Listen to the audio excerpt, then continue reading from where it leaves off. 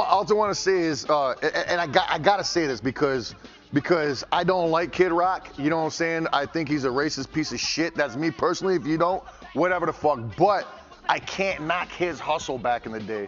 You know what I'm saying? His hustle was immaculate. When he got kicked off of Jive Records, you know what I'm saying? He grinded like a motherfucker to get where he was. You know what I'm saying?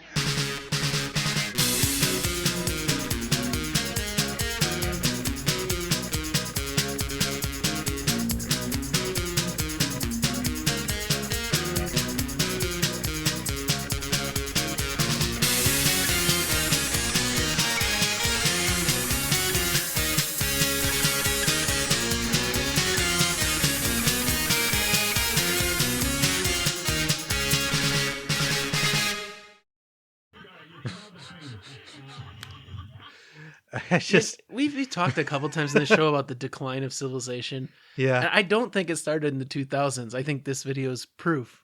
Or when was this actually? That was 2001. Okay, that's where it started. But no, but somebody raised that guy. Somebody raised a guy who at the age of 35 wants to smell Kid Rock's fingers because he's dating Pamela Anderson, and I guess he assumes like finger banging her in the green room, right? And not washing and his hands. That smell will just linger mysteriously like Limburger cheese for weeks. I just like I cannot inhabit the mindset of a guy who wants to smell another guy's fingers for literally any reason. It's but like attention.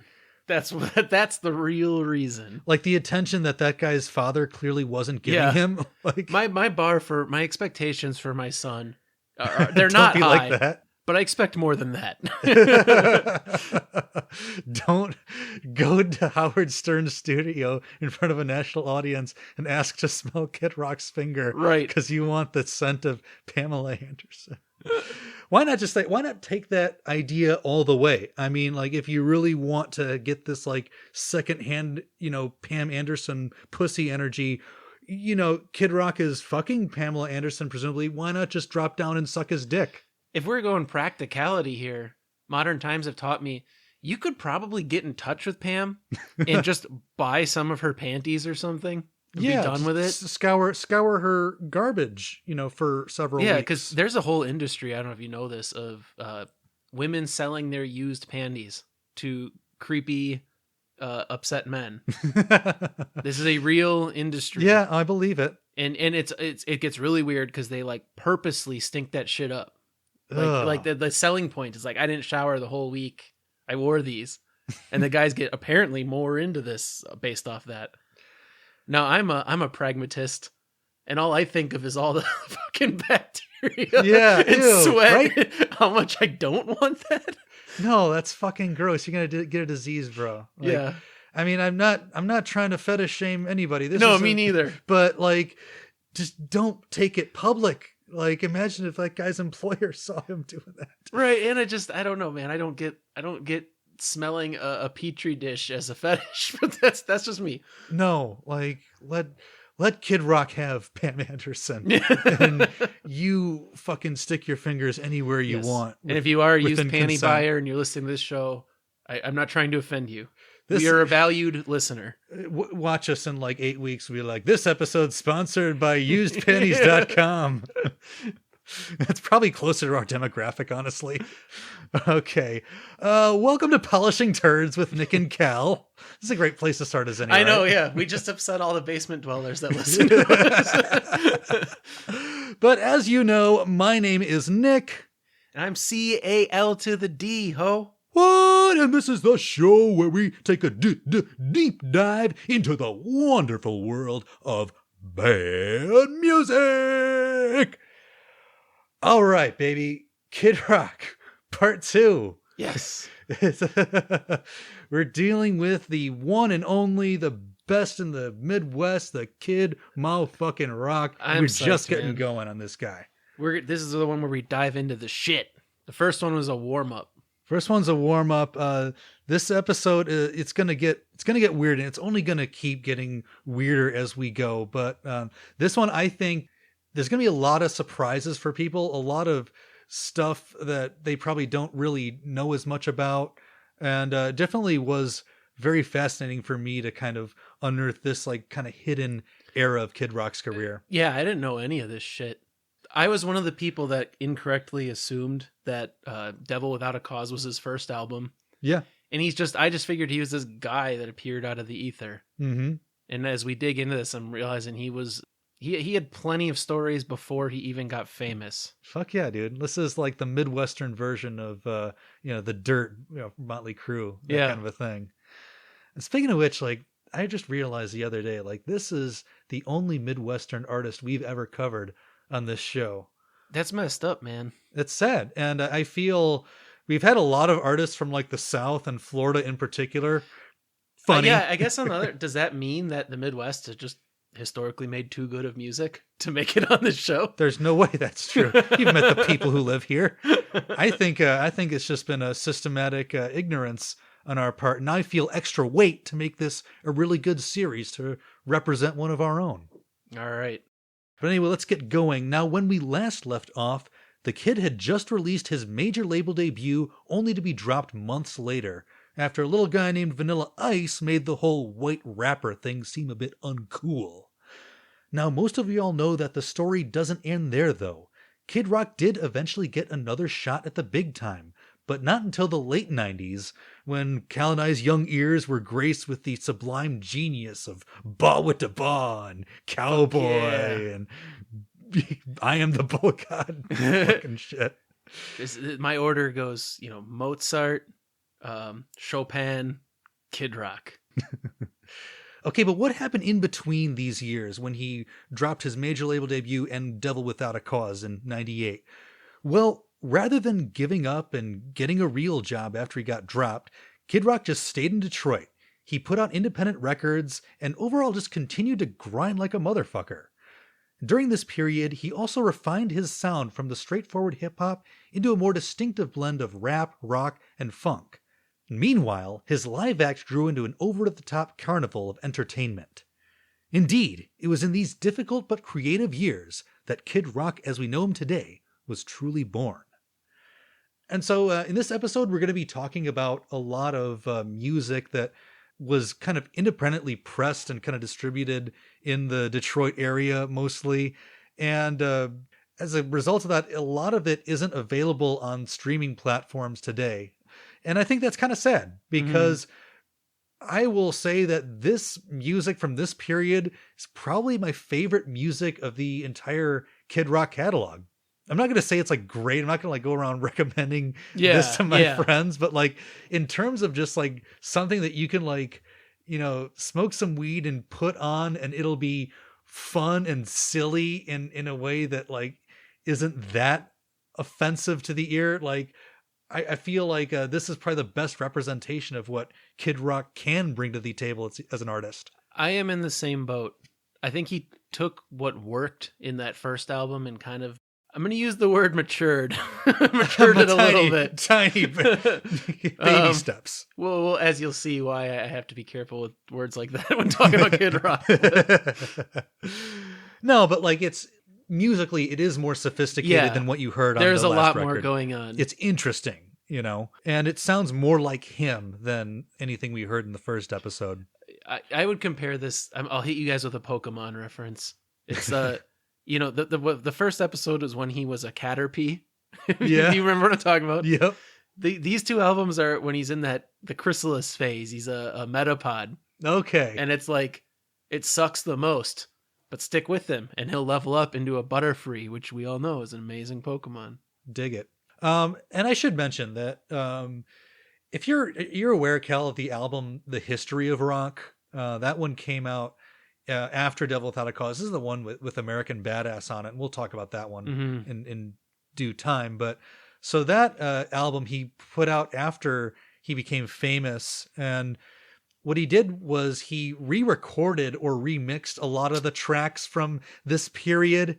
Always a mistake. And I agree. It's just like, it's fine. It's interesting if you really care that much about Kid Rock, but the tracks that he re-recorded don't really have the same energy as the stuff we're going to talk about here. And I understand why he would want to do that. He was probably embarrassed about the quality of the music during this period because like he didn't have a budget and it's all very punk rock. He's kind of doing a lot of it himself. But to me, that's what I like about it. Yeah. Like it has that really unpolished energy about it. This happens time and time again in music and movies, Mm-hmm. where it's the creator has all these things that bugged them during the production that they're going like, I would really go back and fix that if I could.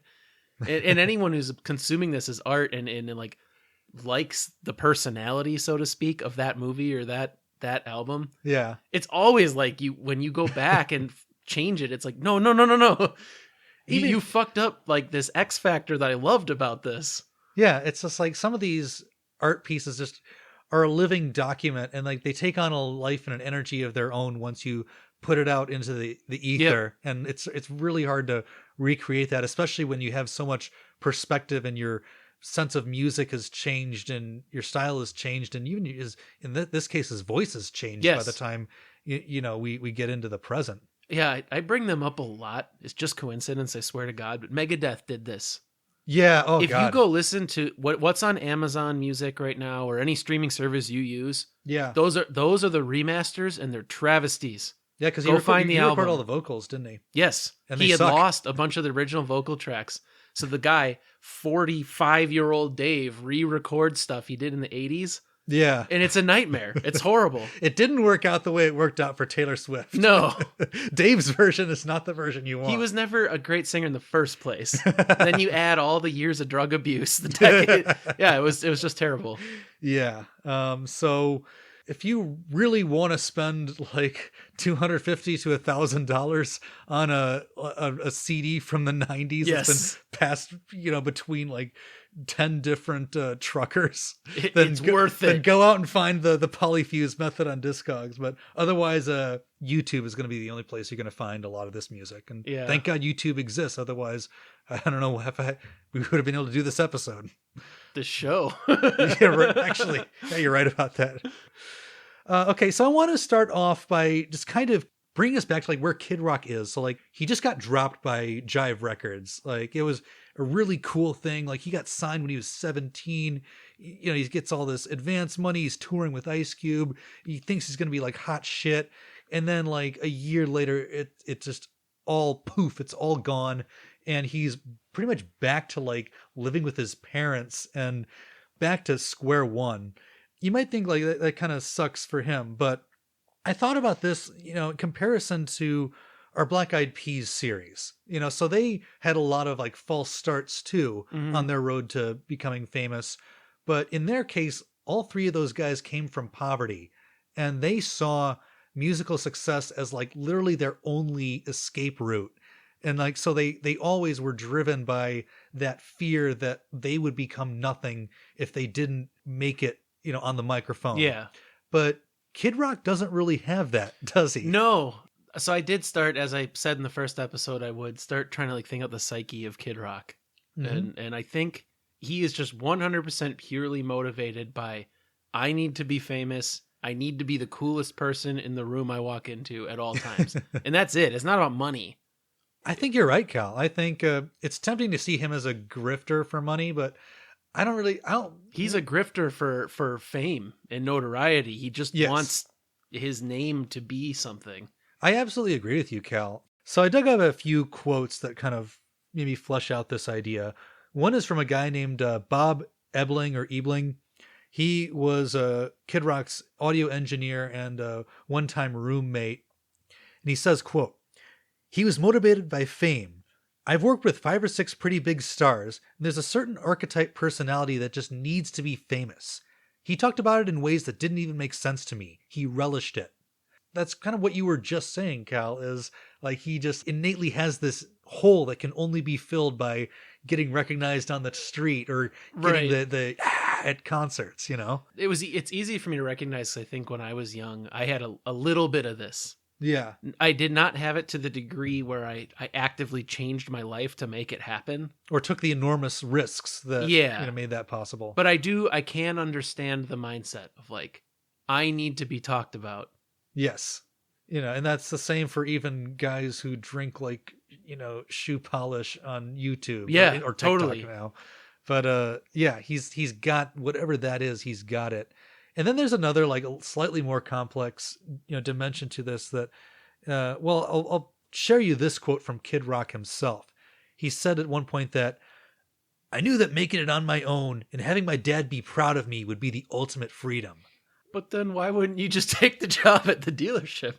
I think it's because like he's got to do it on his own terms. His own empire. Because like his dad is saying like you're not going to make it with music. Like the best route for you is to take over one of my car dealerships and expand this business or whatever. But then like all you're doing is just following another guy's footsteps and like really just doing his thing. Mm-hmm. Whereas like him doing his own thing, he's not only proving his dad wrong, but freeing himself of that dependence that he's had on his dad since he grew up. Right. Like, so he's trying to like become his dad without becoming his dad. And this episode is going to get a little bit psychological. We'll flesh this out a little bit more later, but I feel like Kid Rock's relationship with his dad, his cognizance of the privilege that he had, and his cognizance of the opportunity that he may have squandered are going to play a big role into like why he is so devoted to this and why he puts so much energy into it, even when it just seemed like it was never going to work out. So throughout the early and mid 90s, Kid Rock is still slumming it. He is kind of living in these rundown apartments in these really sketchy neighborhoods in East Detroit. At one point he was working at car washes.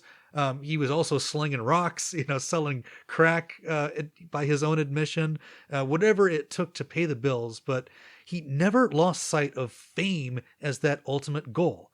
And in his mind, if he couldn't rely on a major label to do it, then he would do it on his own terms. He would build his own brand that was completely unique to him, and he would sell it from the ground up, build a grassroots audience, and just sell himself as Kid Rock.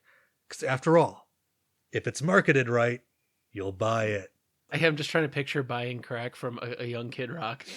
He comes up, hey, that's that white kid who rocks. More like that white kid who sells rocks. Yeah. Do you think he sold like quality product, or was he like stepping on shit? No, not at all. I think he's like Carl from Shameless. He's just selling like whatever. He wants to be able to say, I used to sell crack in Detroit. He doesn't care about the product. Yeah, he's talked about doing that. He actually talked about doing that in high school. Like when he clearly didn't need to. No, yeah, that's again. That's like when I used to buy an ounce and sell Ace to my friends and, yeah, and call myself a drug dealer. Yeah, it's because you want to be cool. Yeah, no. So after the Grit Sandwiches album, the next recorded document from Kid Rock comes from a 1992 feature that he did for fellow white Detroit rappers Insane Clown Posse. Oh shit! We are. I actually put out a little survey on Instagram recently, just laying out some artists that we might cover this year and asking for more suggestions. And one of the suggestions that everybody pounced on was ICP. Yep. Everybody wants us to talk about this. I think they're overdue. They are, and we definitely will cover them later this year. It's just going to be a monster project. I'm not looking forward to it. But anyway, I digress. So Kid Rock does a verse for Insane Clown Posse. This is like way before they're like a known quantity at all. This is for their 1992 debut album, Carnival of Carnage, and the track is called Is That You? So let's take a listen. Yeah, let me tell you what I want to do. Kid Rock, is that you? Yo, leg. Frontin', everybody's frontin'. Violent J is gonna tell you something. If you know a bitch who got grits, Kid Rock will probably eat that shit. Boo-hoo, motherfucker, what you cry for? I'm that your bitch would die for. The horse showed up at my front door, so I fucked her in her ass and I threw her out the back door. The bitch thought it was a cake drive. She said, drive me to the city. So I dropped her off at Lakeside. Aren't you driving me home? Well, I meant to. My plans have changed. I'll get your ass on the scepter. Okay, that's a song that exists.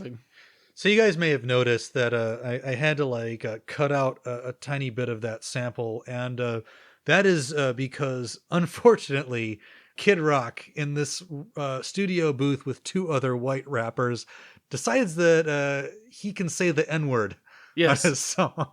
And not that we should also excuse like the blatant misogyny of the rest of the verse, but like that's really inexcusable. And unfortunately, it's not going to be the last time that we have to bring that up today. God. That there's nothing more Romeo, Michigan than thinking that if you're cool enough, you can refer to yourself as the N-word. So yeah, I hung out in Mount Clemens for a little while. I'm an honorary. I got I'm a an pass, honorary bro. Like, I love that like the three of them were like in this room and like apparently there wasn't even one guy in the studio that could just be like, "Hey guys, you really don't want to be." You want to find any other 2-syllable word you could be put there? I'm homie, maybe. That's like that's not your place, bro. So that's just something that we all have to live with. But this is also an interesting thing to bring up.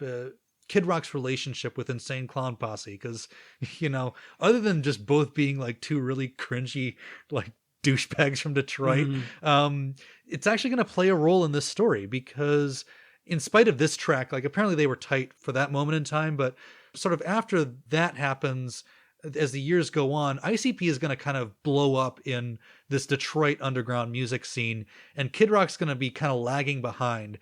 And there's going to be this like rivalry that forms between the two of them. Kid Rock is like going to be like really jealous of ICP, and then he's going to eventually start like dissing them and sniping at them back and forth. And it's really weird to think of now, just given like where these two different artists are at in their lives. But that was like a really big deal in Detroit back in the day. I could see. Of the two white rappers from Detroit I know that aren't ICP, both of them seem to have a beef with ICP. Yeah. So, I don't know. So hopefully we'll flesh that out a little bit more in the ICP series. But yeah, just think of, why are these clowns beefing with everybody? You're clowns. I thought this was fun. No, but they're like, they're evil clowns. Everyone knows all clowns are evil clowns. That's like saying ATM machine. Like everyone, it's evil's just part of the word.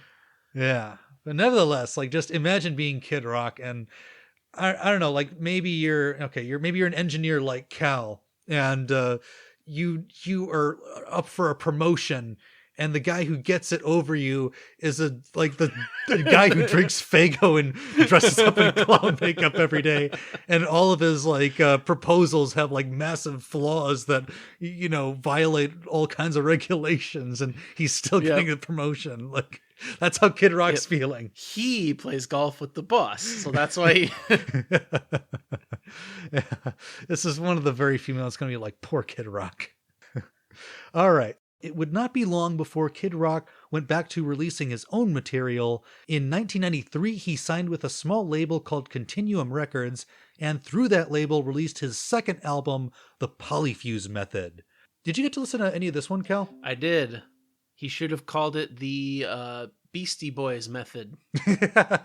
It's really one fuse. It's him fusing Paul's Boutique with grit sandwiches. No, to be honest, I don't have any major issues with this record outside of the fact that it's a straight steal of Beastie Boys style. It is definitely, it's drawing a lot from the Beastie Boys. For those of you that don't know, like after License to Ill came out, you all know that record of Fight for Your Right and No Sleep Till Brooklyn. They started putting out music after that in like the late 80s, early 90s that was more sonically rich, just oversampling, really making these very rich layered beats that had all kinds of stops and instrumental breaks and stuff like that. And Kid Rock is basically doing that too. Oh, He's just doing it with like the music that he likes. Yes. And I don't know if you're going to bring it up, but I just will now. I will beat you to it. I love the first track of this album. Not the intro track, the first actual track. Yes. Has a sample of Vanilla Ice and a sample of Milli Vanilli Yeah. in the same fucking song. How good thing is this guy was just destined to be on this show, I guess. He's like the polishing turds Ubermensch. Yes. Like he's just amalgamating everyone. Actually, later on, we're going to get to a lyric where he disses Billy Ray Cyrus. Yeah. So he's just all over our artists. He's just like, that's like, how can we not cover this guy when like everything we've talked to is leading up to him, basically? I'm going to sample all the worst music. Now, I have to say, given all that we just said, and yes, it is very Beastie Boys derivative, but I think this is my favorite Kid Rock record that I've listened to, and I've listened to all 12 of them. I just think it's very sonically interesting. It's very fun. It's very loose. He's definitely not taking himself seriously. Yeah. He's just trying to have fun. That's the key. We're still in the fun period. Yeah. I agree with you. Like this, and as Nick said, this is still maybe like a 7 for being generous. I don't think I'd go tell people, you got to check out the polyfuse method. Yeah. But this is listenable. And I think it's because he's having fun still. Yeah. There's no pressure here of I'm fucking Kid Rock. Yes. We're not there yet. No. So let's hear a little bit of that. This is a song called Back from the Dead. Say here we go now. Say here we go now. Say here we go now. Say here we go now.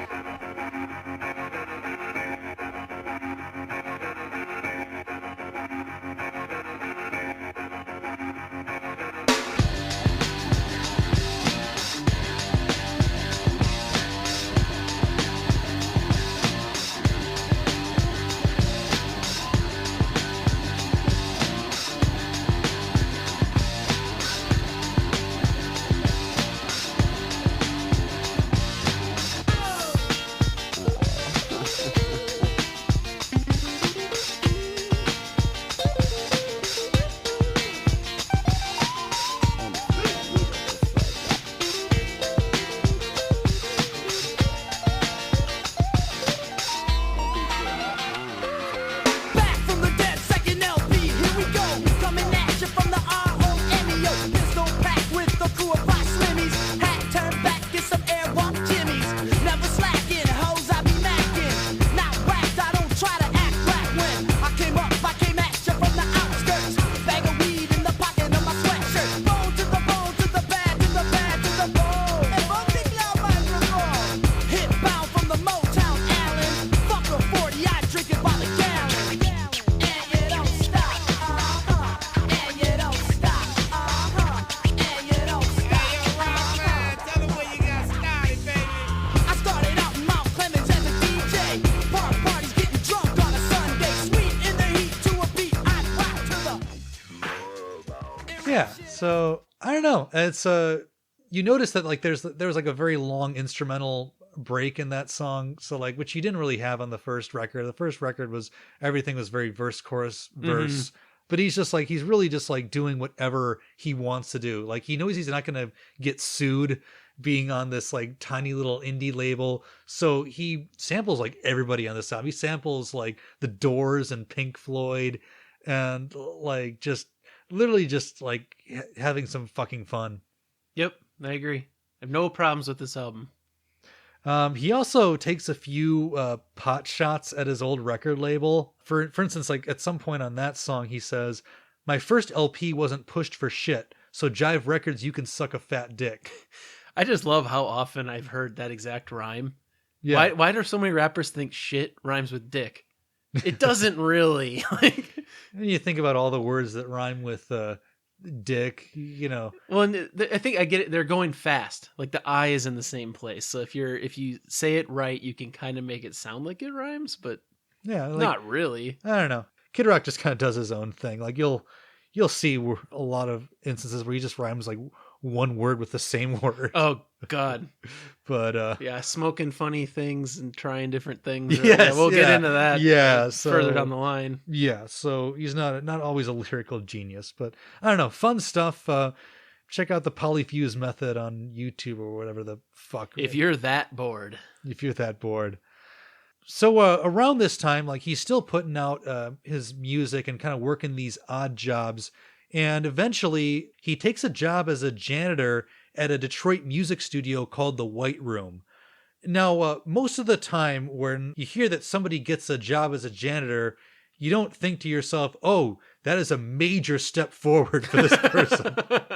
But in Kid Rock's case, like, it actually really was a pivotal moment in his career because, you see, he was kind of tight with the owners of this studio.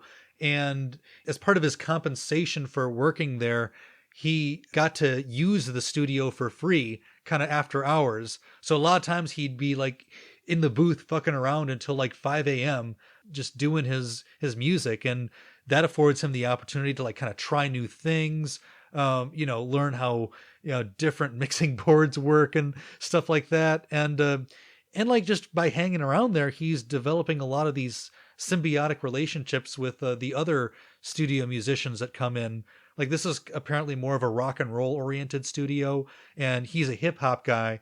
So like he'll provide some like record scratches on this one guy's track in exchange for that guy playing bass on one of his tracks. Sure. A lot of stuff like that. So it actually was kind of key to his development at this point. It's like a young Teddy Roosevelt hanging out around Tammany Hall. Yeah. It's like, if I just hang around politicians long enough, I can become one. I did not expect I did not have a Tammany Hall reference from Cal on my bingo for this episode. I actually don't even know why that was in my head. I mean, I heard Teddy Roosevelt. I thought you were going to say like something about ranching or fighting in Cuba. Like, on the average day, I only think about Teddy Roosevelt maybe like 4 times, but lately it's been like 8 times. Just when you're jacking off. Yes. Fine mustache on that man. But no, like so the White Room is a pretty important milestone in Kid Rock's life, and it is in this White Room studio that Kid Rock records his 1993 EP Fire It Up. Now, this EP is interesting because it features a very early version of a track that you may remember from Devil Without a Cause. This is the 1993 version of I Am the Bull God.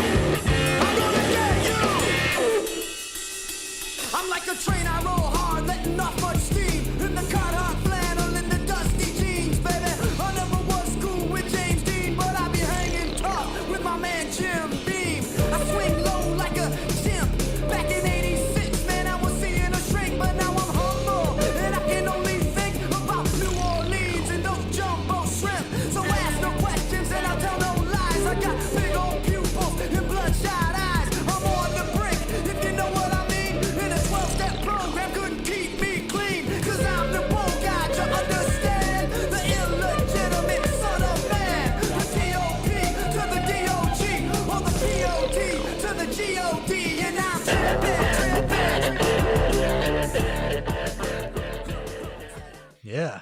Dude, I always liked that one.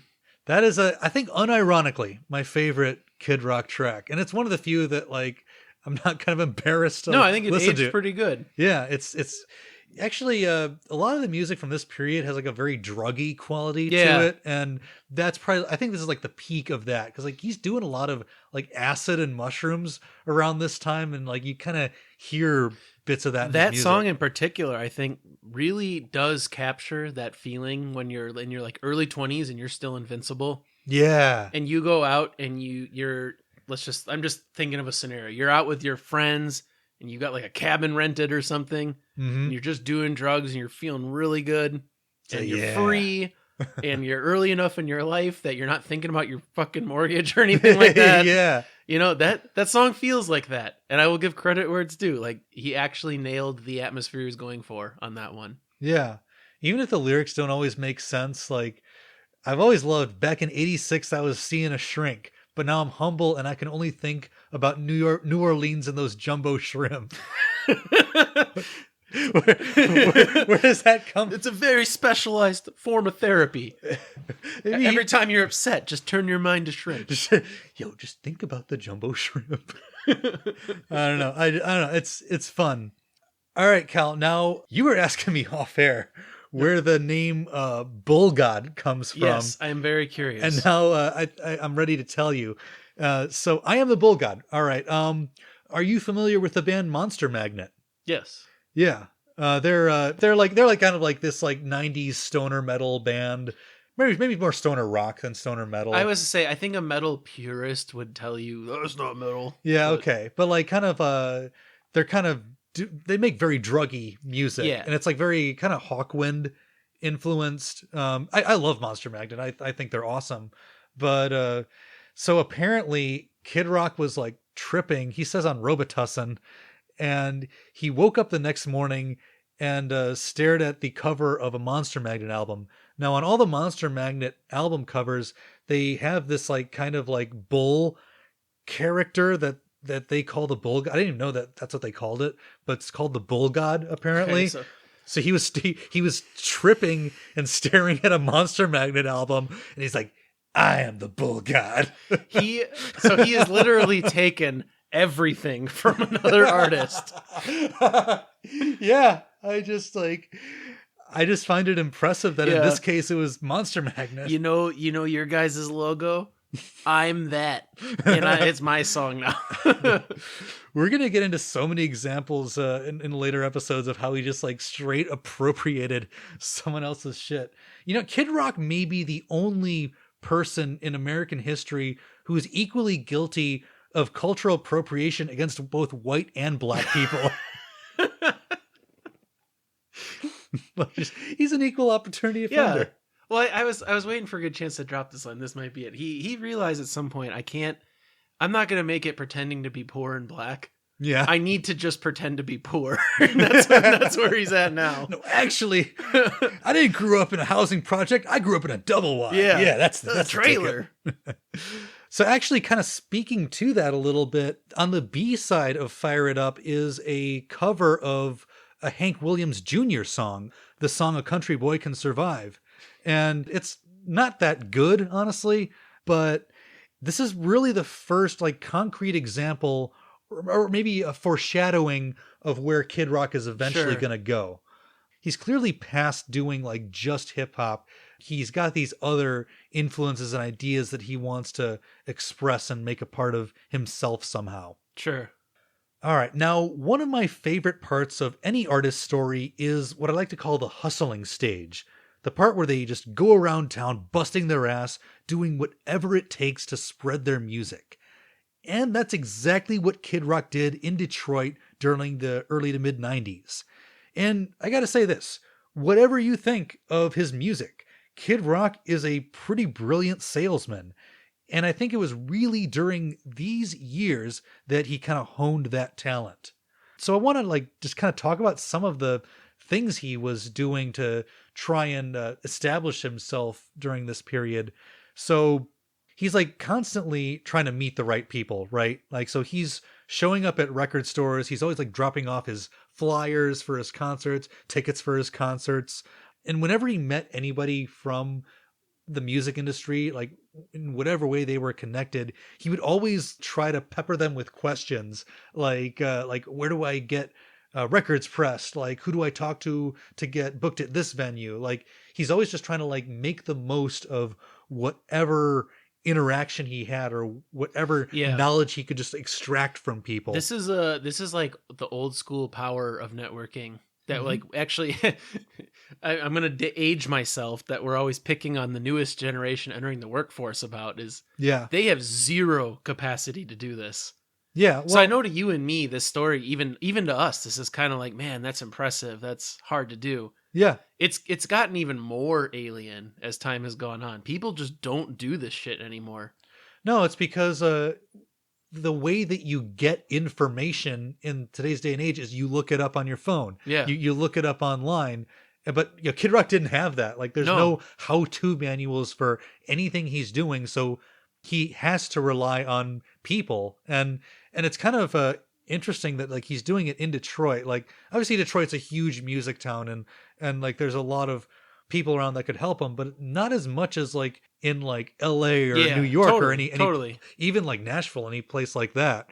So like he really is scraping to like kind of get the help that he needs.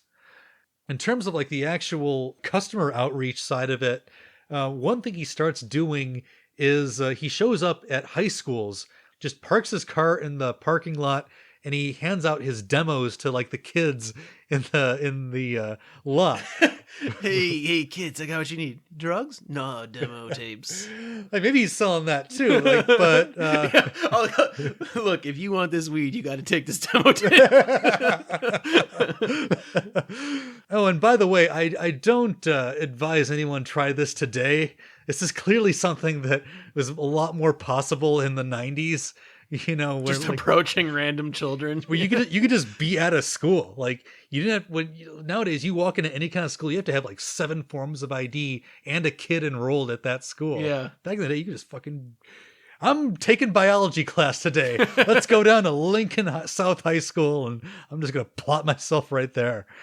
But yeah, so like he realizes that maybe teens are a better market for his music, you know, because like think about the maturity level you need to be a Kid Rock fan. I mean, we grew out of it when we were like 13. Right. So, but he also noticed that in Detroit at this time, there weren't a lot of all ages shows. Like it was usually like you had to be 21 or even 18 to enter, and they start the show at like 10 p.m. So like it's not feasible for a high school kid to go to that type of concert. So he starts putting on his own shows that start at like 7 or 8. And he's got a captive audience now. He's the only one that's marketing to this demographic. It's fucking smart. Yeah. And then like my favorite thing that he did during this kind of hustling era is like by this point, like he's played like almost every Detroit venue of note. He can draw a crowd. Like he's got enough of a fan base that like he can play at whatever venue he wants. But he only plays the major venues in Detroit like once every 6 months. And why do you think he would do that, Cal? It's a scarcity thing. Yeah. You don't want to make it look like Kid Rock only can play here. Yeah. You make it look like this is like a stop for me. You're so lucky that I'm playing my hometown tonight. It's like, oh, it's great to be back in Detroit. Yep. It's like, dude, didn't I just see you at the gas station last week? Yeah, I bought weed from you and you made me listen to your demo before I could leave. But yeah, so it's like he's trying to make himself to be like a bigger deal than he is, because he knows that like if he gets overexposed, like they're just going to get bored of him. So he's like he makes it seem like he's just stopping off on the leg of some gigantic national tour, when in reality he very rarely left the Midwest during this point. Like his fan base was almost entirely confined to Michigan. That's one of those things that I agree with you. That's pretty fucking smart. Yeah. Because this is coming from a time before you have all of social media making you aware of these principles. Yes. He just instinctively knew this. Like I said, great salesman, you know, not great at everything he does. But like to respect Kid Rock, you have to respect him like as a grifter, you know. And then as part and parcel of this, Kid Rock really was making big connections during this period. And I want to kind of carve out a section to talk about some of the folks that really helped propel Kid Rock's career forward, you know, during this kind of critical moment in time. So one was a Detroit band called Howling Diablos. Now, I had never heard of these guys. I reckon you didn't either, Nope. Cal. Nope. You probably haven't unless you like live in Detroit, but they're this group that plays this style of music that's like basically rapping on top of like rock, funk / blues music.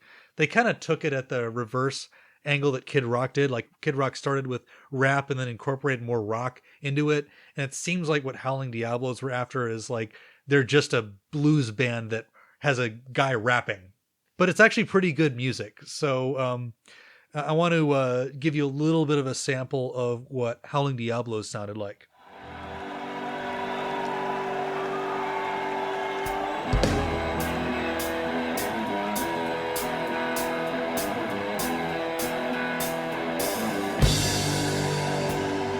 from a plastic cup. My head's going whammo. I got the energy like Alan Trammell. Sometimes I put my pants on backward because of that big green bottle. I'm over here and now I'm over there. I wanna lay on top of you and smell your hair.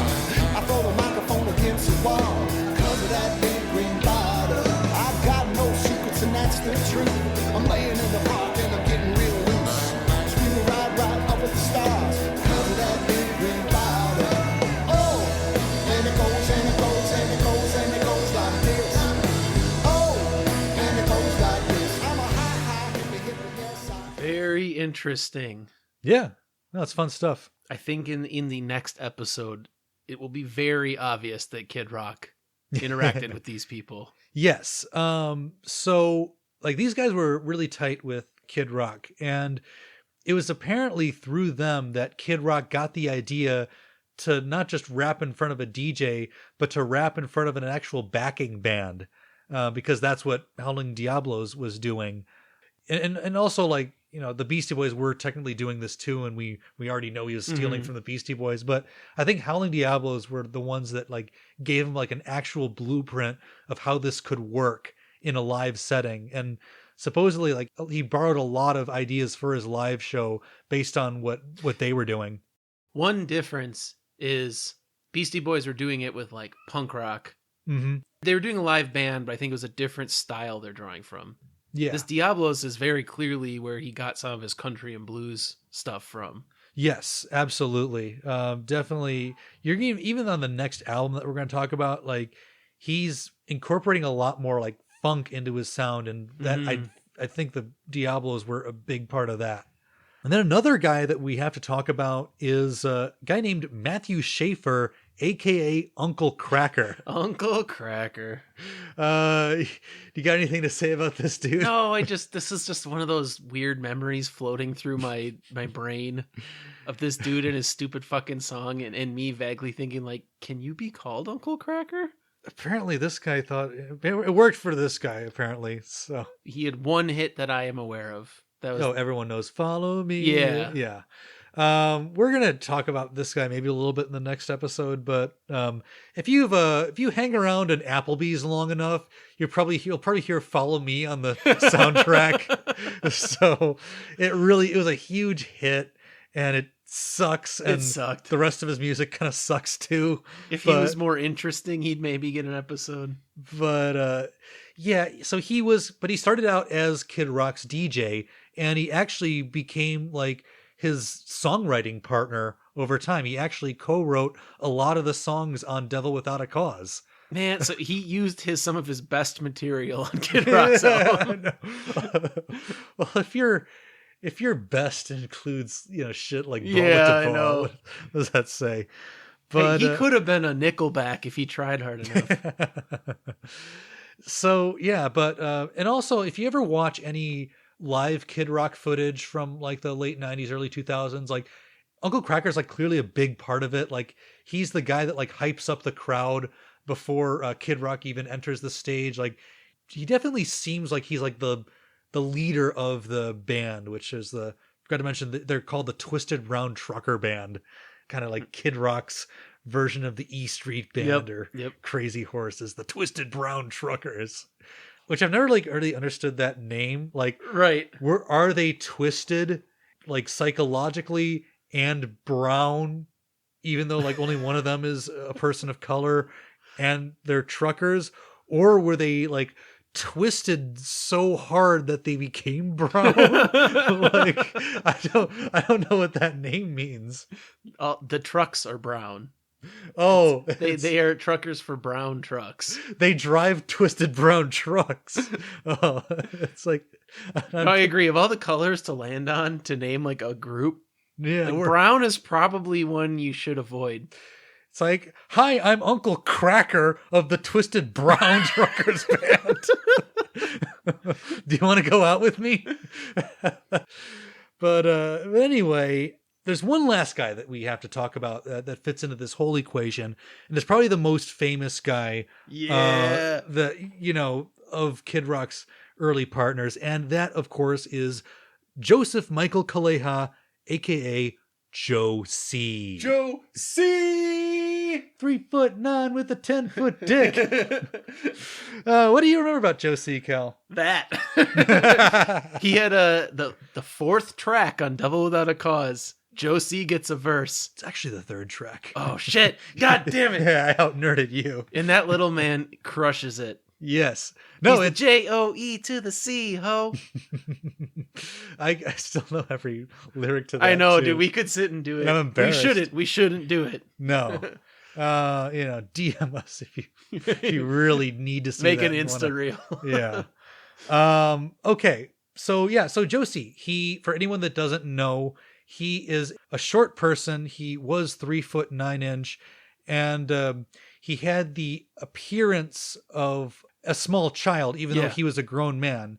And the reason he was like that was because as a child and an adult, he suffered from a severe form of celiac disease. So that stunted his growth, led to all sorts of medical problems that tragically he eventually died from. He passed away in November 16th of 2000. So rest in peace, Joe. So basically, like, here's this like very little guy that looks like a child, and Kid Rock is playing these shows in Detroit in the mid 90s, and like he sees this little kid always in like the front row of his shows, where he presumes to be a little kid at his shows, like singing all the lyrics, like being a big, like Joe C was a big fan of Kid Rock's music. And one day, like Kid Rock like pulls him aside. He's like, "Yo, kid, like where are your parents at?" You know, and I'm a grown ass man. Basically, basically he's like, "Fuck you, motherfucker," and then he like offered Kid Rock a joint or something like that. Like, 'cause he's like 21 at the time. Yeah. So like Kid Rock's immediate impulse like is to say, "You want a job?" Yeah. His inner P.T. Barnum kicked in. Yes. It's like, dude, you would draw crowds. And like that was like, and that's exactly what Kid Rock did. So Joe C kind of became Kid Rock's hype man on stage. Like he would walk around, like, you know, bantering with the audience, doing backup vocals on some of the songs. Like he had his own verse on one or two tracks. I gotta admit, that shit worked. Yeah. I mean, when Nick and I were in middle school, like, ableism wasn't a word anyone knew. Yeah. Like, you saw Joe C and you're like, I gotta know what this is about. And that was like the end of the thought process. Yeah. So it definitely drew attention. Like he became like legitimately famous because of this. And there's maybe a conversation to be had over, because there's definitely like there's no question, like Kid Rock didn't sign him for his musical talent. Joe C never rapped a verse in his life before Kid Rock took him under his wing. Like he had no aspiration of any kind of entertainment life. Kid Rock looks at this guy and thinks, "There's my circus freak." Yeah, cash cow. So there's a natural question of whether or not Kid Rock is exploiting Joe C. It's like the South Park episode where Timmy becomes the singer of the band. Yeah. Except it's not Timmy and the Lord's Interval. It's Kid Rock and Timmy. I don't know. It is a little different, but it's like that, where it's you have to decide if you're laughing with him or at him. And that's going to determine quite a bit here. Yeah. And I'll say that this question is a little bit murky because, I mean, on the one hand, definitely it looks like he's exploiting this guy, but also like in the relatively short time that Joe C was working with Kid Rock before he passed away, he really seemed to enjoy himself. Like he loved being famous. He liked Kid Rock's music. He loved being a part of that show and that entourage. He definitely got way more sex and way more money than he ever would have saw if he had just lived his regular ass life in Detroit. That's where I consider this okay. Yeah. From all accounts that I have heard or read, Joe C loved this shit. Yes. This was the highlight of his life. No, so you know what? Fine. I mean, his life was made unequivocally better for having been introduced to Kid Rock. So whatever Kid Rock's motivations are and whatever like dirty shit people in the audience are thinking when they see this little man walking around on the stage, like I think it was a net positive. And like Joe C, he did not lead a happy life before this. He was taking, like by some account, he was taking like 65 pills a day just to survive, because he had this severe celiac disease. And just all kinds of health problems, like probably would not have lived a very long life in under any circumstances. So this was something that gave him a sense of meaning and purpose. And Yeah. Kid Rock loved him. Everybody in that group was devastated when he passed away. And you can even argue that like they haven't been the same since. I would argue that. Yeah. The band died with Joe C, man. Yeah. So, you know, as our little tribute to Joe C, we could drop a little sample of that Devil Without a Cause track, but instead I want to dig up this kind of under-heralded gem. So this is actually from the soundtrack to the South Park movie Bigger, Longer, and Uncut. Cal, do you remember South Park, the Kyle's mom is a big fuck fat yeah. bitch bit? Fuck yeah. Yeah. That's ingrained in me just as much as like the Jeopardy theme song. Yeah. So like anybody who knows South Park knows that like, and you know, there's the Kyle's mom is a bitch thing that Cartman does. And then it becomes a song in the movie too. And then for whatever reason, Joe C and Kid Rock end up recording a track called Kyle's Mom is a Big Fat Bitch. And this is fucking great. Just play it. All right.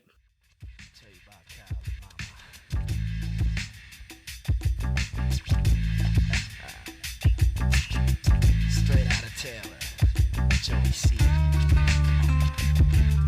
Kyle's mama is a big fat bitch. She's the biggest bitch I know, and she stinks like shit. Remember back in the day when she was skinny? Yeah. Now she's fluffy, but still think she's pretty. I just laugh and walk on past, saying shit. Goddamn, that's a big fat ass. Fuck that slut. She's a big fat trick, but I still let her suck this 10-foot dick. Joe C, I'm a crazy hit. Down with Kid Rock in the South Park clique. I don't know much, but I know this shit. Kyle's mama is a big fat bitch. Kyle's mama is a big fat bitch. Kyle's mama is a big fat bitch. Kyle's mama is a big fat bitch. She's a three-toed snake-ass cross-eyed bitch. Oh my God. Yes, dude, I gotta say, like, unironically, Joe C is my favorite Yeah. thing Kid Rock's ever been involved with. If Kid Rock did nothing else other than elevate Joe C to fame, maybe that makes up for some of the other shit that he's propounded in his 30-year career. Also, like, that song, that beat, That pretty thing- fat. Oh yeah, dude, that song rules. That's fucking too dope to be buried on the South Park soundtrack. But yeah, so like just through all of this hustling, all these connections and all of this like learning and growing, like Kid Rock really did build a legitimate following, even if it was, you know, mostly in Michigan. He had kind of an archetype to his fan base, and Uncle Cracker described it at one point as being, quote, white kids who dropped acid and listened to gangster rap. Fair. Yeah, which is like us in high school. Yeah, So, for real. Yep. you know, it just like that's kind of one of the most fascinating things about Kid Rock to me is how his fan base is going to change over time. Whereas like in the very earliest days, like he was playing for, you know, mostly black audiences in these basements in Mount Clemens, Michigan. And, you know, now it's these white kids, you know, who are taking acid, and eventually it's going to be like old Fox News grandpa, Right. you know? Yep. It's really interesting to me how that shifts over time. Well, he found an untapped demographic, and that is white people who are, you know, down on their luck in some way, Yeah. either underperforming in their life or don't have money or weren't making money, something. That seemed to be a pretty big demographic in the 90s, though. Like the whole Yeah. slacker vibe. Like this is just a different expression. Like Right. if you're a slacker, but like Pavement or Beck is too heady for you, you gravitate towards Kid Rock. Yeah. All right, so now we get to the next Kid Rock album that we're going to talk about. This is an album that he actually released on his own label, Top Dog Records, and the album is titled Early Mornin' Stoned Pimp, which I gotta say, I just fucking love that title. Everything I've been taught about pimping, though, is it ain't easy. And I don't think, I think if you were early morning stoned, like pimping's the last thing you really want to do that morning. Yeah, if I'm stoned early in the morning, I don't want to like hit the streets. Like Especially, like, I don't want to keep any bitches in check if I'm high. I can't, like, I can't even interact with anybody. I'm way too chill right now to psychologically intimidate you. Yeah, if you're really, like, stoned, like, you forget to ask her for your money. You know, it's like she comes in, hey, daddy, sup? Hey. She's gonna know I'm high. She's gonna know. Why couldn't I just slept in?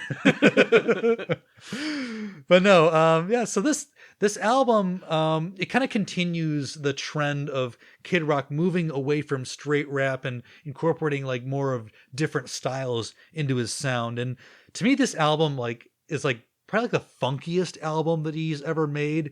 And I think that may have been, as you said earlier, Cal, the Howling Diablo's influence kind of creeping in. So I want to play a little bit of the title track to this album, Early Morning Stoned Pimp. Yeah. Take a guess, I be the early morning stone pimp. Straight limping, booze from drinking. At the party, big booty pinching. Chilling like a villain, balloon filling, whack MC killing. The fine hoe drilling with the $1 million talent and the 10-cent brain. Been gone too long, too much cocaine. But now that I'm back on the block, I'm ready to rock left to right all night. My game's tight, I wish you might take a bite out of this here toxic, melodic, neurotic, product, fresh from the harvest. Who be the largest, hardest, smartest label in town? Top dog, get down. Radio won't play me, but still I got the kids around the world going Kid Rock crazy. And wicked witches be flying on broomsticks. Kid Rock be coming with the boom, boom, boom, bitch. I'm from the sticks, bitch, straight from the RO. Kid Rock, I ain't no bitch. Oh yes, you are, ho. So quit frontin' like y'all don't know. When I step straight into the party with my homeboy Dino. Get a good look, bro. Get a good gander. I'm made in Detroit, but my name ain't Stanzler. Spreading like a cancer, a virus. Why you looking really gay, like fucking Billy Ray Cyrus, huh? I'm the highest MC of all time. Got my mind on the D and the D. Nick, I gotta call one of my favorite things on this whole album. It's one of the early tracks, but he says at some point, he's like, your chick's on my couch and I'm fucking her face or something like that. And then later, the chorus, they have a female singer going, ooh, like it's all like sensual. And you're like, it just really like messes with my head. Like, It's like, wow, she really likes getting her face fucked, doesn't yeah, she? and like you're wondering, like, did she hear the verses before she had to record her part? Because that would be a head trip, man. I actually do have kind of a factoid about that person. I forget her name, but maybe that's a good thing for reasons I'll get into, because he was well, first of all, like, let's also acknowledge he's probably also listening to The Chronic when he made this, because like there's like, you hear a lot of like kind of like little G-funk moments throughout the album, but then also like having the backup female vocalist is another trope from that kind of era of music. And so he hires this female backup vocalist. She actually asked him to leave her name off the credits. She didn't want to be associated with this music. I'm sure she heard the final cut and was like, "Wait, what? I wouldn't have sang it that way." He ended up like printing her name anyway, but like she like was like, definitely did not want that to be her brand. That is so funny. Oh man. So yeah, I don't know. Do you have any thoughts about this album overall? I liked it a little less than Polyfuse, but I a little. I mean, it fits in the exact same boat. It's very similar. I kind of agree with you. It's fine. It's a reasonable listen. It doesn't sound that embarrassing to me. It's just not. I think Polyfuse maybe has like a little bit more like almost like punk rock energy about it. Like, I think if I was in Detroit at this time and someone handed me this CD and said, and then a time traveler told you this guy is going to blow the fuck up in like 5 years from now, I don't think I'd believe it. Yeah. Because this album, it's just not special, I guess is what I'd say. It's fine. It's good for a local guy. Yeah. You know? Like, it's got its moments. But I also feel like he's becoming a little bit more and more like the Kid Rock that would make Devil Without a Cause. Yes. His voice even starting to like, in these early raps, he's like sounding, he has a very high pitched voice, but he's starting to like rap a little bit lower. His voice sounds like a little bit almost gritty, kind of. Did you detect that at all? Yeah, totally. I don't know if that's like just him making a stylistic choice or if it's just like the cigarettes and alcohol doing their work. Well, and I'll be honest too, I didn't like it. Because before all he was doing was a Beastie Boys ripoff, and maybe the reason I like it more is because it sounds kind of like the Beastie Boys. Yeah, sure. So I'm not saying it's a bad thing that he's finding his own voice here. I don't know. He's doing some interesting stuff, but also there's a lot of really excessive self-promotion that he's starting to figure out he apparently needs. In fact, there's 4 straight songs with the word rock in the title of them. Classic Rock, My Name is Rock, Where You At Rock, and Crack Rocks. That's my favorite one. Crack Rocks is one where I think that's the one where Uncle Cracker takes the lead, so that's why it's called Crack Rocks. Oh, yeah, gotcha. Get it. But like he's just like, even before he did My Name is Kid, like he's already figured out that like you have to self-promote at all costs at all times. Right. He paved the way for the DJ Khaled's of the world. Yeah. Oh, and one more thing about this album. Apparently, according to Kid Rock, he says that he sold 14,000 copies of this album out of the trunk of his car, which is like quite a lot to like just be hustling it in that way. That's a lot. Yeah. You think of like the bed of a truck, size of a CD, you can maybe put 1,000 in a truck bed. Yeah. So 14 full truckloads. And he didn't do that in 14 nights, like. No, like he's really fucking hustling, and that's what I respect about him. It's like it's that he's committed to making this work and apparently making a decent amount of money. He doesn't have a day job by this point for sure. Now, even though Kid Rock was gaining serious momentum as an artist, his personal life was a bit complicated. There was some drama in the world of Bob Ritchie, and I want to kind of take a moment to explore a little bit of that drama, a little bit of the dark shit that's going on in Bob's personal life. And I want to do that through the lens of 2 of the songs that he recorded during this period. So the first song I want to talk about is a track off of the Polyfuse Method. It is called My Oedipus Complex. Jesus Christ. Does he know what that means? Apparently not. And rest assured, people, this song is not about Kid Rock wanting to fuck his mom. It is actually about his relationship with his father. So basically in this song, it sounds very different from a lot of other Kid Rock out there. It's very like kind of heavy and introspective. And he's talked about his dad being emotionally abusive, like, you never loved me. He claims that his dad neglected his family in favor of his business, which probably true. Yeah, probably all true. And even accusing his dad of being racist, which again, probably true. Probably also true. So this is a really interesting song, and it's hard to like really capture everything in a little song sample, but I want to give you a little taste of what my Oedipus complex is like. I don't have an Oedipus complex, by the way. Just don't cut that up. It's the ultimate sin, a game with no rules that you're expected to win. My personal hell's hidden with a grin. Dad, take a stand and let the trial begin. You said that oil and water don't mix, though it seems cool. Keep with your own and don't fuck up our gene pool. You should've went to school like your bigger brother, but you played the fool with a different color. Running shit with a whip. I tried to keep up, but I kept getting tripped. Money made you so wise. How could you look through my face and not see your own eyes? Do as I say and not as I do, but I can't, cause when I look in the mirror I see you. And oh, the pain, how it hurts. It was always your home and your business that came first. You said a man is as good as his word, but your mind was closed and mine never heard. My vision's blurred, thoughts obscured, and with my blinders down I strayed from the herd. They say the nut don't fall far from the tree. Look at you, then look at me. You ain't nothing to me. You never been to me. And all you ever gave a damn about was money. See, so now fuck you, man. You ain't shit to me. And it's the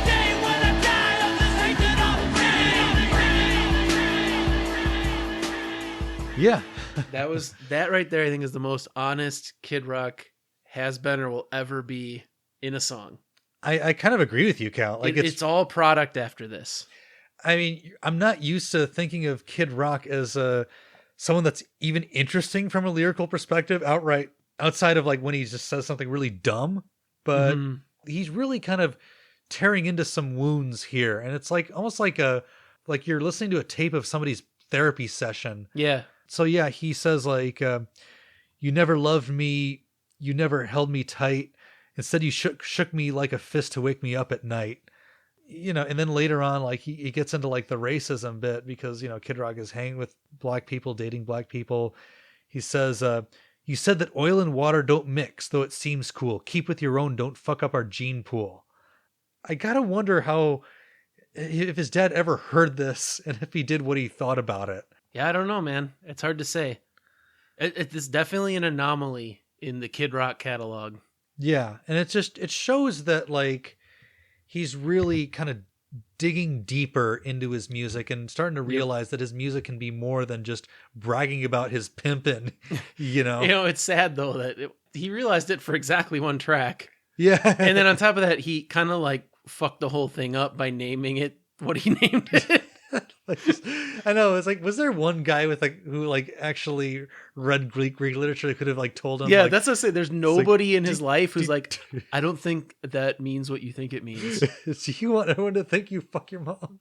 But here's what's even more interesting in respect to that song is in the third verse, he actually kind of flips it on its head, assumes the role of his father. You know, says like, son, I'm sorry, but you still resent me so. I always loved you. I always cared for you. Just never wanted you to go through what I've been through. So like he assumes like his dad's perspective, and you know, that perspective is basically like, well, yeah, I maybe like spent too much time focusing on work, but that's just because this is what I had to do to survive, and I built myself from the ground up, that kind of thing. You can really see it from both sides, and it's just like we're gonna have to like really soak in this moment, Cal, because there's not a whole lot that we're gonna be able to talk about Kid Rock as somebody with like very serious and relatable personal problems. No, I agree. That are being explored in an interesting and healthy manner. Yes, this is the end of it, and this is where I relate to him as a guy so far. I get it. Yeah. And in fact, if I was from the Detroit area, this is a guy I might have hung out with. Yeah. So the other song I want to talk about is the song Black Chick, White Guy. This song originally appeared on the Early Morning Stone Pimp album. It later ended up on Devil Without a Cause. But do you remember this one at all, Cal? I do not. Okay, so this is a storytelling song, and it tells the story of Kid Rock's relationship with his child's mother, a woman named Kelly South Russell, whom we mentioned in the previous episode. Kid Rock is the white guy, she's the black chick, in case you haven't figured that out. And he doesn't mention her by name, but this is the story of how his son was born and how he ended up having a falling out with this woman, Russell. And it's going to be difficult to like kind of summarize every detail of this song, but let me try to give you the Cliff Notes version of it. And Cal, you could just like interrupt me if I'm not making sense or anything. So started way back in the 8th grade. So in 8th grade, Kid Rock started an on again, off again relationship with Kelly. She got pregnant in the 9th grade and they had an abortion. Eventually, Kelly moved into the city where she ends up with an abusive boyfriend and has a kid by him. So this isn't Kid Rock. Like she breaks up with teenage Kid Rock, moves to the city, dates this piece of shit guy, and has a kid by that piece of shit. So eventually the abusive boyfriend goes to jail and Kelly comes crawling back to Kid Rock, who agrees to help raise this son as his own. And keep in mind, according to Kid Rock, this is all true. So eventually, Kelly demands that she and Kid Rock have a kid together, saying, and this is quoting from the song, "I want your child or I'm leaving you." Kid Rock reluctantly agrees, and they have a child of their own. Yikes. And this child is Kid Rock's only son, Junior.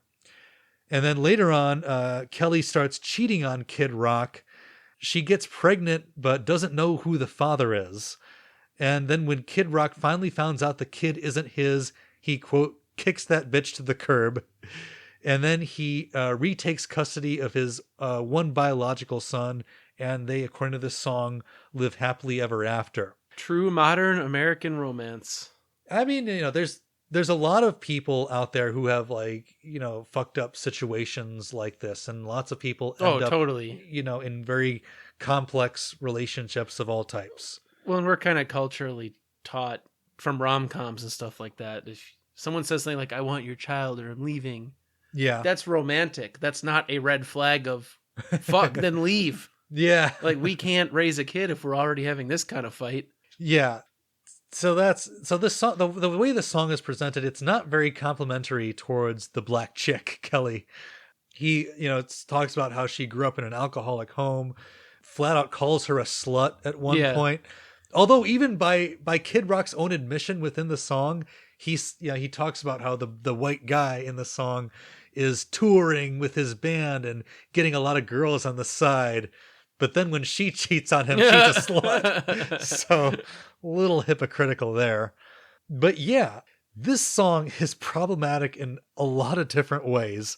The main the controversy of this song concerns the basic narrative of it. So as I said, it eventually ends up on Devil Without a Cause. That record sells 14 million copies, so it's heard by millions of people across the country. So when Kelly South Russell hears this song, even though Kid Rock is going around saying it's based on his personal life, she takes issue with this narrative and the way that it's presented. Yeah. A lot of it is, according to her view, either fabricated or distorted or told in a way that is injurious to her well-being. You don't want everyone in town knowing that you're the guy that Kid Rock called a slut. Right. So she actually sues over this song, claiming defamation. And I can't blame her for that. No, it's totally fair. It's like when Kim sued Eminem. Yeah. I mean, that one's even worse because he calls her out by name. It's even worse, but... Yeah, but when he puts out these lyrics and journalists deduce that it is this person, it's pretty easy for anyone to make that connection. And all of a sudden, it becomes hard to get employed or have actual relationships in the real world or anything like that. Oh, you're that Kelly South Russell. Yeah. Yep. No, I totally get it. So it's pretty, fucked up from her perspective. And then not to mention there's the whole issue of custody. So way back in 1995, he obtains custody of his biological son, but Kelly kept fighting him over this. You got to think, she's a poor girl, in a working class, Detroit, and he is the son of a very rich guy. So of course, who's going to have more resources in a custody battle? Mm-hmm. It's not often that custody gets awarded to the man, but he got it in this case, probably because of white privilege and his family's wealth. Yeah, let's keep totally. it real.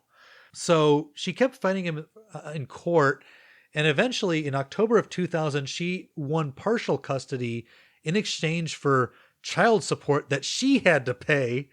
She had to pay $25 a week and provide for the son's health insurance. Jeez. So keep in mind, this is 2000. Kid Rock is already a multi-millionaire. Right, it's a drop in the bucket for him. It's fucking ridiculous that apparently his lawyers insisted that she pay child support, which is fucking ridiculous.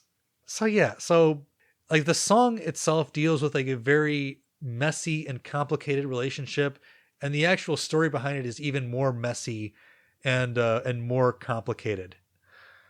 But there's one thing about this song that is arguably even more fucked up. And yet again, we're going to have to talk about an instance where Kid Rock says the N-word. Yeah, so we're not going to play that bit for you, but I actually just showed Cal the moment where he says that word.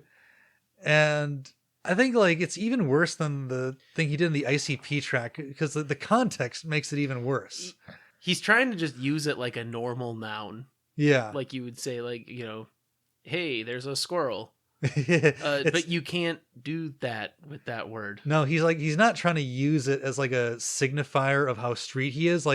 he's the lyric is referring to that abusive boyfriend that I mentioned, and he calls him a dope dealing N-word. But I will clarify, like, he's not saying it hatefully. He's saying it matter of factly, like a black person would use the word. And it's like, dude, you don't get to, though. I agree. And like, it's really messy. Like I understand that, like, in the context of his personal life, he interacts with these people, like, honestly, more than you or I do on a daily basis, and more than most white people do, especially in the Midwest. But that doesn't necessarily mean you have a pass. No. Especially if you're making a record that's going national. Like, dude, you know what the worst part about it to me is? When I heard the rhyme, I'm 90% sure he only did it because it was a convenient rhyme. I honestly think that's the real reason. Yeah. Say what? And rhymes then he with thought, figure? Yeah, and then he thought, I'm cool enough. I'm down with the black people. I'll get away with this. I think it was that stupid.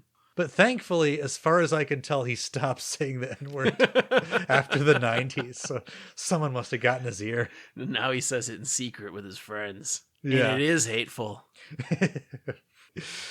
But all drama aside, things were just really coming together for Kid Rock. And I think nowhere was that more evident than at his live shows. You see, by this point, Kid Rock could reliably sell out some of Detroit's biggest venues, and his concerts were a spectacular feast for the eyes and ears. So like, this is when he really just kind of puts on that inner P.T. Barnum that you referenced earlier. He's got pyrotechnics. He's got like female dancers, like quasi strippers on stage. He's got this big like lit up backdrop with the name Kid Rock, just in case the song lyrics and the billing wasn't enough for you to know who this guy is. I totally get this though, man. If your music is 7 out of 10, this is how you get the people to come. It's like Kid Rock, Kid Rock. He's beating you over the head with it. And not to mention he's got like Joe C, which nobody else has anything like that. He's showing up on stage basically dressed like a 70s pimp. He's got like these like big tall hats and sunglasses and fur coats and shit like that. He had a cane, and he had like a real gun that he was tucked down the side of his pants. Like he looks like ridiculous, but it's working. Like you go to this guy's show and like you leave with just like some memory of it. Yeah, what the fuck did I just see? Kid Rock and those around him knew that he was ready to take things to the next level. They also knew that if executives from major labels could only see their live set, they'd realize that he was a superstar in the making. They sent out feelers to one record company after another. And while many labels were still skittish about signing a white rapper, one company did give him a shot. On May 25th, 1997, several execs from Atlantic Records came to see Kid Rock play a sold-out show at the State Theater in Detroit. And the rest was history. And that is where we will leave things off with today's episode. Coming up, of course, Cal and I will finally get into Kid Rock's breakthrough album, Devil Without a Cause. Yeah. Golden masterpiece that changed the course of our lives. He says, I'm going platinum so many times that record. He is goddamn lucky it actually did. Oh, yeah, he would have looked like ass if he didn't, right? So, yeah, but no, like, that's where this all leads to. So we will go through that album. We will just tear it to fucking shreds because it is such one of the wackiest musical documents I have ever encountered. Right, Cal? Oh God, it's so weird. All right, so all of that is coming up in Kid Rock Part 3. Woo. All right, thank you guys so much for listening. Definitely make sure to follow us on social media. We like to post a lot of different polls and questions and feelers for you guys. I also like to post a lot of fun articles and news shit that I find. Today I posted something about how Wes Borland sued his ex-wife over an album review. Go on our Facebook and just find that. I'm not going to explain it here, but yeah. And then of course, definitely make sure to give us a 5-star rating on whatever app you're listening to this on. And most important thing, because especially when you've been hustling in the Detroit ghettos, you're slinging rocks and hanging out with Joe C. Like, the one thing that you take away from all of that is that gratitude is always on trend. Thanks for this rock, man. No, you have to pay for that. You pay for the rocks, but you get the demos for free. Can I give you the demo back? No.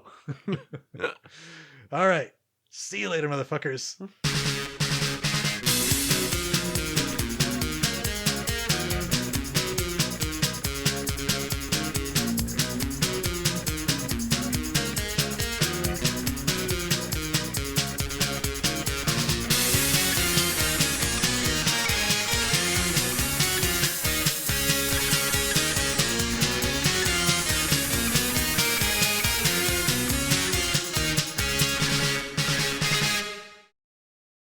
So Glenn, what's going on?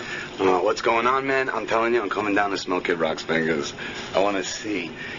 I heard he's going out with Pam and everything. I want to see if there's any smell on his fingers there. Now, why do you want to smell his fingers? Oh, I got to see what Pam smells like. That's the closest I'll ever get to it. So, if that's how I got to do it, I'll have to do it. I can't do words.